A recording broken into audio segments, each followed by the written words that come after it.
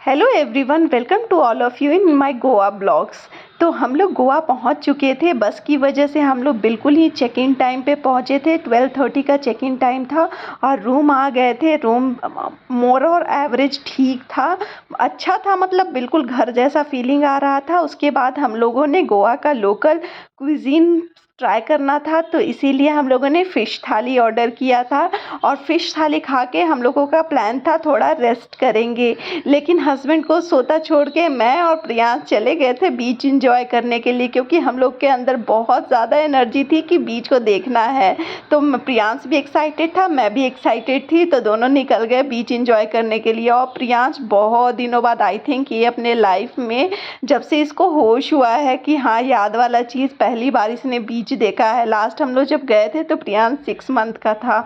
तो यहाँ पे बीच पे प्रियांश देख के बहुत इंजॉय करने लगा था। और हम लोग बिल्कुल प्लान करके आए थे कि हम लोग नॉर्मल बस बीच देख के आएंगे, बट धीरे धीरे कैसे प्रियांश वो पानी में चला गया मुझे पता ही नहीं चला। पहले तो स्टार्ट किया उसने कि पैर डुबाते हैं, उसके बाद फिर धीरे धीरे वो आगे जाने लगा, फिर धीरे धीरे वो पैरों तक भींगा और उसके बाद उसने पूरा नहा ही लिया। तो ये प्रियांश के ट्रिक्स होते हैं पानी के अंदर जाने के।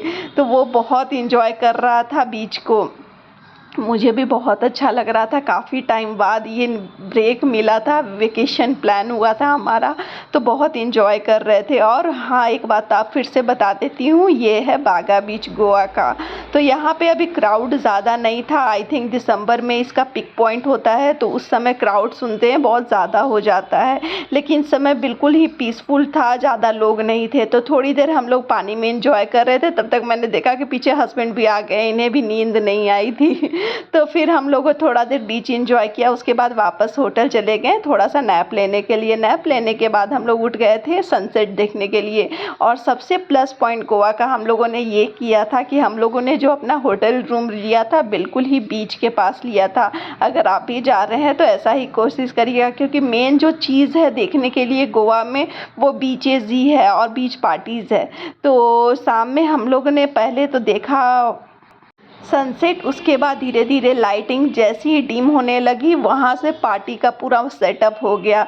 फिर हम लोगों को भूख भी काफ़ी तेज़ लग गई थी, तो हम लोगों ने सोचा आज की शाम यहीं बागा बीच के नाम, तो हम लोग बैठ गए थे आराम से, थोड़ा बहुत स्नैक्स ऑर्डर करा। और प्रियांश लग गया था फिर से सैंड में खेलने के लिए, वो कास्टल बना रहा था, सैंड कास्टल। मेरे हस्बैंड को भी ये ब्रेक बहुत ज़्यादा ज़रूरी था, क्योंकि उनको बहुत मज़ा आ रहा था, इंजॉय लग रहा था। बैठे रहे, हम लोग बैठे थे तो कुछ कुछ चीज़ें भी बिकने आ रही थी, जिसको मैंने एंकलेट वैंकलेट ब्रेसलेट ये सब ख़रीदा।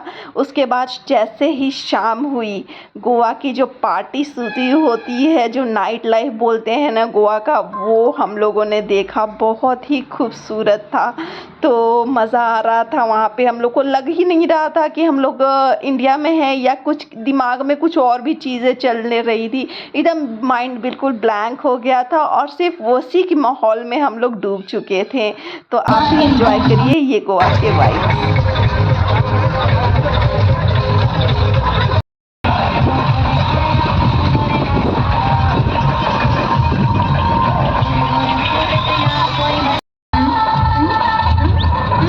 बत्ती बुझाया अंधेरा